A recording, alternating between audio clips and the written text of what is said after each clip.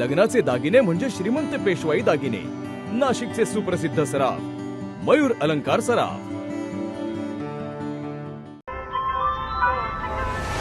ताज्या बातम्यांसाठी नाशिक न्यूजच्या YouTube चॅनलला सबस्क्राईब करा आणि बेल आयकॉनला प्रेस करा।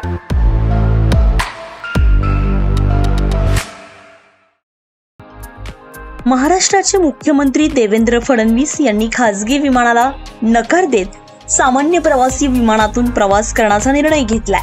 पुण्यातून बंगळुरूसाठी ते इंडिगोच्या नियमित फ्लाईटने रवाना झालेत। काटकसरीचा संदेश देत घेतलेला हा निर्णय सध्या चर्चेचा विषय ठरतोय। शासकीय खर्च कपातीच्या पार्श्वभूमीवर महाराष्ट्र सरकारनं महत्त्वाचा निर्णय घेतलाय।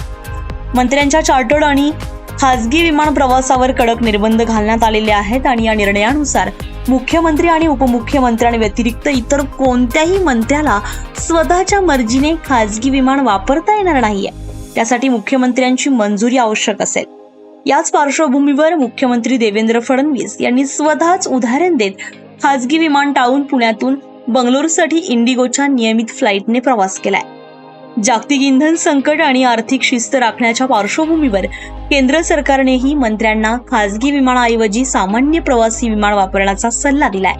दरम्यान मुख्यमंत्री फडणवीसांच्या या निर्णयामुळे राजकीय वर्तुळात काटकसरीचा नवा संदेश गेलाय। आता इतर मंत्रीही याच मार्गावर चालणार का, याकडे सर्वांचंच लक्ष लागलंय। Bureau report, Nashik news, Pune. ताज्या बातम्यांसाठी नाशिक न्यूजच्या YouTube चॅनलला सबस्क्राईब करा आणि बेल आयकॉनला प्रेस करा।